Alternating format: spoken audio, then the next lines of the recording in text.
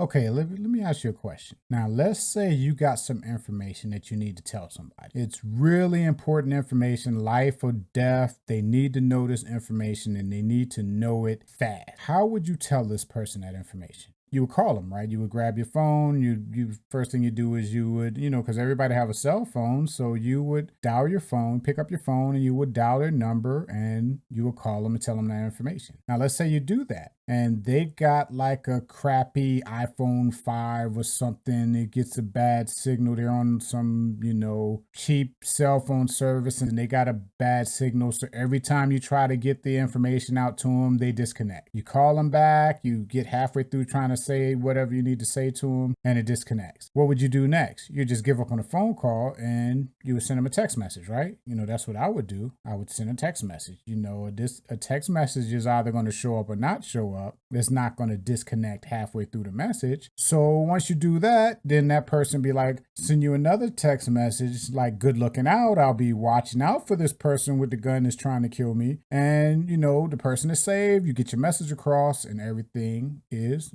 good. So why is it that when you watch a movie, they don't do that? A lot of times they'll call and the phone will disconnect and they'll just basically give up on the idea. They'll put the phone away and start trying to, run and tell a person in person. And that's what today's video is about. I'm going to be talking about those things that happens in movies that you just don't do in real life. And I got 4 of them I'm going to be talking about right after the intro. Welcome to the DLJonesBooks channel. I'm your host, DL Jones. On this channel, I talk about all types of story-related topics that could either be in movies, video games, TV shows, books, audiobooks, anything that has a story. I may end up being a topic on this channel one day. In today's episode, like I hinted about, we're talking about those things that happens on movies, TV shows, and stuff like that. Things that you see on screen that if it happened in real life, it just wouldn't work that way. Why do we go for it on screen and we think nothing of it? But in real life, it's just completely different if you compared it to. Now, I got 4 things that I want to bring up that I you see often, and I think it's pretty funny that it happens and you just go with it. You think nothing of it.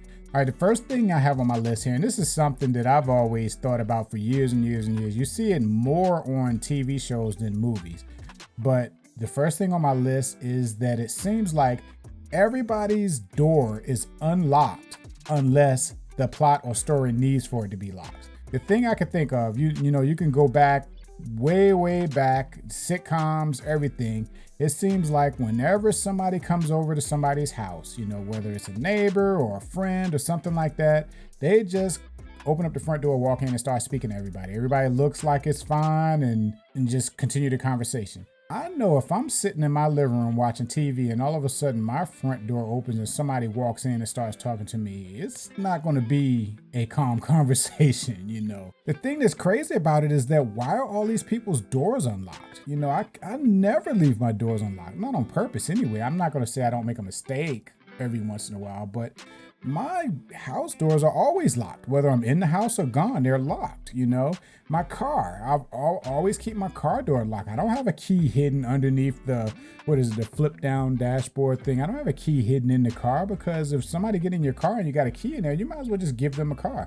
I mean, if they're going to steal it, they're going to steal it. They're going to find a way to do it, but you don't want to make it that easy for them. Make them work for it, But I just always found it was funny that, it just seems like doors are always unlocked. People just come in and start talking like it's nothing and nobody thinks anything of it. But if you're in a situation where they need a door to be locked, you have like the person that's trying to get at you in the movie comes over, of course, then they're knocking on the door and then the person come and then they gotta, do the who is this, and then they unlocking the door, even though all of their neighbors and friends already came in the house and just let themselves in. Now, all of a sudden, because it's the bad guy coming to get them, they have to unlock the door and let them in. But I always thought that's funny, I don't know, I guess some people do leave their doors unlocked and maybe this is a normal thing for them, but I don't know any of those people. And I grew up everything, which I'm not going to say that I grew up the same way everybody else did, but my bubble, everybody's doors are locked. They don't leave doors unlocked because you don't want people to just walk in your house or your apartment or wherever you are. You want, even though, it's not going to A locked door isn't going to keep somebody that really wants to get in your house from getting in, but at least they got to work for it. At least getting in, they're going to make enough noise so you can get kind of prepared for their entry. So that's number one that I think is funny. You know, when you watch movies, you think nothing of it.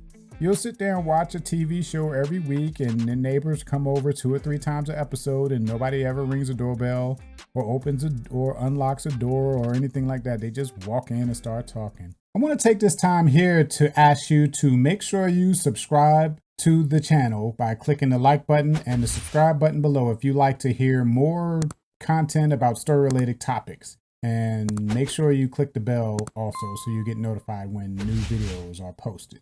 Now, the next thing on my list is pretty funny. Okay, so explain this to me, okay? All right, now let's say I'm holding a gun. What noise is that? Every time you watch a movie, whenever somebody aims a pistol or a rifle or something, you hear this clicking. Now, I've owned guns before. I've been in the military. I've shot rifles. I've shot pistols. I've never had one click just by me pointing it somewhere. The only time it really clicks is if I'm cocking it or maybe turning the safety lock on and off, or pulling the trigger, it'll click for sure. But just by me holding that pistol up and holding it pointed in a direction, it doesn't, it don't make any noise. It's a piece of metal that's not moving, or whatever it's made out of that's not moving. Where is that noise coming from?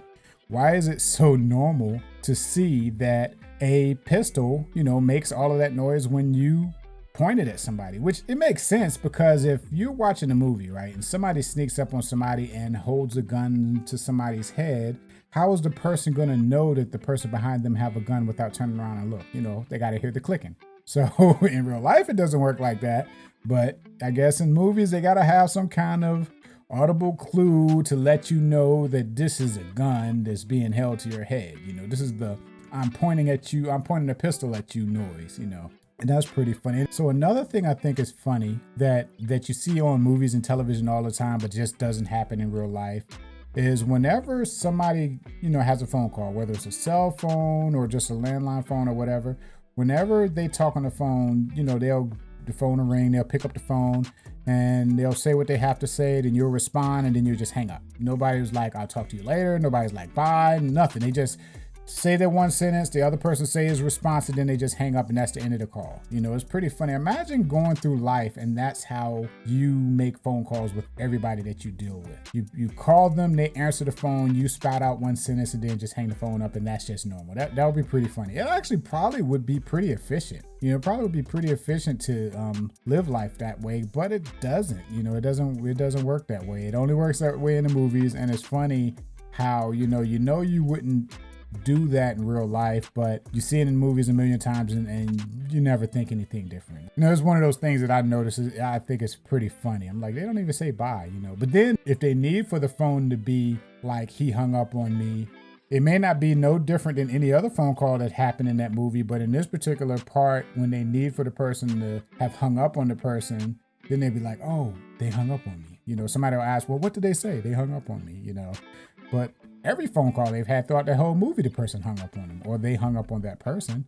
Just this particular time, it served the story, so they acknowledged the fact that the person hung up on them. All right, so this is one thing that I always find funny. All right, so you have a character. The character is trying to infiltrate a area in a building, a top secret facility or something like that. So the character's trying to do this without being seen. So the character walks up to another character. The person that's guard, he's like a guard or something. He's holding a rifle, and he doesn't know that the person is there. So the character sneaks up on him and then puts him in a headlock. And then next you know, that character passes out. He chokes him out, and then he takes the passed out character, and drags him around the corner and into a room, and then into a closet, and then cover him with blankets and stuff. And then he leaves out the building and go and do it to every other character that he passes by as he's getting to his destination. How come those characters never wake up? Have you ever watched MMA fights like UFC? You see what happens when those people get choked out? they wake up like almost immediately. It's like they get choked out, and it's like as soon as the person let go, they're already starting to come to. Somebody might shake their leg or shake their shoulder or pat them on the chest or something. But before the person who won that match get a chance to walk to the other side of the cage, that character's already waking up asking what happened. You know, they're not asleep for like the rest of the night, you know, the rest of the evening. They don't be passed out long enough for, like in my movie example, that person to go and sneak around the whole facility and get to where he get to where he's trying to get to. It just doesn't happen. If somebody gets passed out for that long, they are a lot more than just passed out, you know. Now, it's one thing if you get hit over the head with something. Still, a lot of times with that, if you get punched and get knocked out, a lot of times you do kind of wake up kind of quick. It's not like you're going to get punched and knocked out and you're going to be knocked out for 30 minutes unless there's more damage to you than just being knocked out. But man, it's weird. It's like one of those things that you watch and you just, you know, kind of just go with, because that's how it is. You know, the story needs for this to happen. The story needs for this person to be knocked out. You don't want to kill the person. So you don't want to go in and like break his neck, even though sometimes they do that. But you don't want to go in and break his neck or shoot the person, because in this particular situation, you don't want to kill the person. You know, you just want the person out of the way, out of commission. So you choke them out. A blood choke will, you know, make somebody pass out. And you know, you drag them to a spot to keep them out of the way so nobody else will see them, and they'll just be passed out for the next 40 minutes to an hour while you get to do everything else you want to do. You know, that's just, I guess, how it happens in the movies, but it doesn't happen like that in real life. Now, if you choke somebody out in real life and, you know, they pass out, now they'll come to pretty quick. They'll probably come to before you get to even walk out of the room. I don't know if they would have enough wits about them to do anything about it. You know, they'll probably, if they try to jump right up and get you, they may still be stumbling a little bit and they may fall again. But they're just not going to be out of commission while you just have your run of the building. They would have eventually get to where they alert somebody before you make it down to the end of the hallway if they're close enough to means to doing that. But yeah, those are just a couple things I like to think about sometimes when I watch movies, things that you see that you're like, that would never work in real life. And only in the movies, only on TV are those things that can happen. You know, in real life, you know, things work a lot differently. Well, that comes to the end of my show. Hope you enjoyed it. Just talking about a few fun things to think about when it comes to watching movies and TV. And thank you for watching, and I'll see you next time. Bye. So you made it to the end of the video. Thank you for watching. I want to ask you to check out either this video right here or maybe that one right there. Or if you want to see more videos and get notified, make sure you click the circle in the middle so you can subscribe to my channel. Again, thank you for listening, and I hope you come back again.